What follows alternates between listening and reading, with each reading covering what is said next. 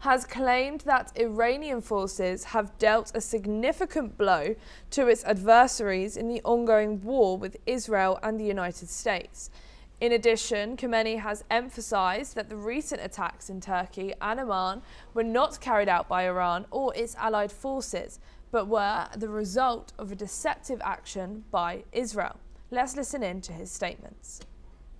همچنین متذکر می‌شوم حملاتی که در ترکیه و عمان که هر دو با ما روابط مناسبی دارند علیه بعضی از نقاط این کشورها صورت گرفته به هیچ وجه از سوی نیروهای مسلح جمهوری اسلامی و سایر نیروهای جبهه مقاومت نبود. این حیله است که دشمن صهیونی با استفاده از ترفند پرچم دروغین برای ایجاد تفرقه بین جمهوری اسلامی و همسایگانش صورت می‌دهد و ممکن است در بعضی کشورهای دیگر هم اتفاق بیفتد.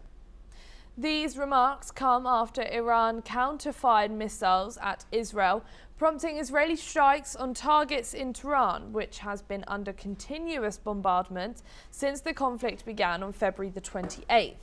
At the same time, US President Donald Trump has signalled a potential winding down of military operations, indicating that objectives against Iran may soon be met.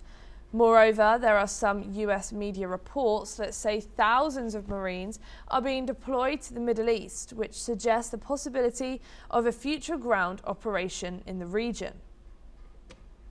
We are now being joined by retired Major General Gigi Davidi, who's a war veteran and Professor of International Relations and Strategic Studies, joining us from New Delhi. Thank you so much for joining us here today on NewsX World.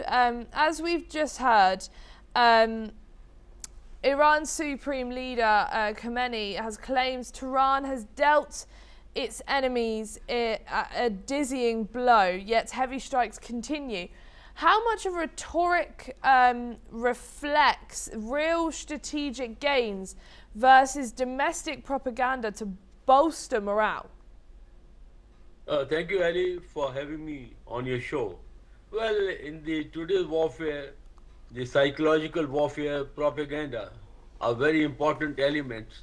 While the fighting goes on the ground, it's also very important to address the global and the domestic audience or the domestic community. So therefore, the leaders always claim that the war is going on well for them, and the people needn't get concerned. So to that extent, the Supreme Leader Mojtaba's address was more meant for the home constituency. But let's see what's the situation on the ground. If you see Israelis and Americans, they had laid down very clear objective, basically to defang and degrade the Iranian potential or military potential to wage the war. So to that extent, they have achieved considerable success, because Iranian Air Force is non-existent, the Navy is almost on the bottom of the sea, and they also not been able to support their non-state actors, and they have now resorted to largely the asymmetric warfare, means taking sporadic strikes, and not the intense strike which they started in the beginning of the war. There are hardly few missiles are fired. So the point is that this statement by the Supreme Leader Mojtaba primarily is a propaganda, psychological war, and also to assure his citizens that the war is going on well for them. But on ground, I think Iran has suffered quite heavily, but they now have changed their tactics.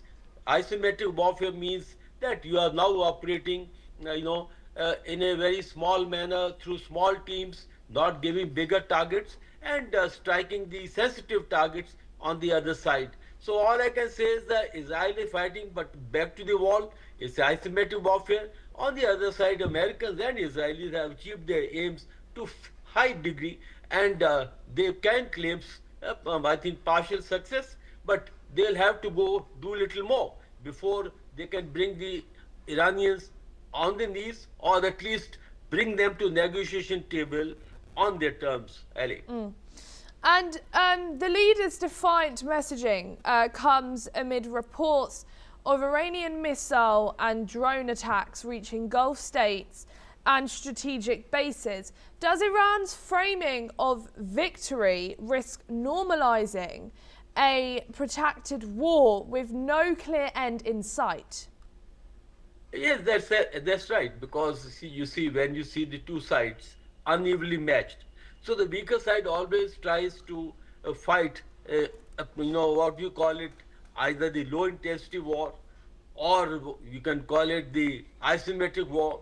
Their aim is to stay in the ring and not to get knocked out, as we may compare with the boxing.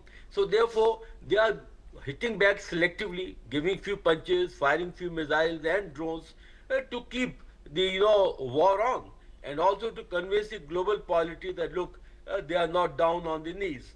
But the point is how much damage it is causing. The damage, Ali, is more psychological, because the Gulf state, their economy is being hit because of two, three reasons. Firstly, their commercial centers have been hit, and because that means that there is a loss of confidence among the expat community. Secondly, the oil is not flowing out. The Strait of Hormuz is de facto blocked, and that is the trump card with the Iranians, again part of the asymmetric warfare. And thirdly, they want to stretch the war, fully knowing that Americans do not want to fight a long war, and even Israelis, they may like to fight longer than Americans, but not a no-end war or an indefinite war. So this is where it stands primarily.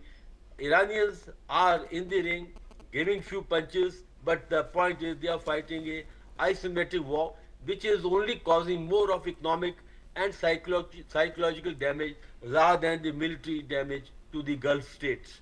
Ellie. Thank you, Davidi, but please stay with us as we will be back with you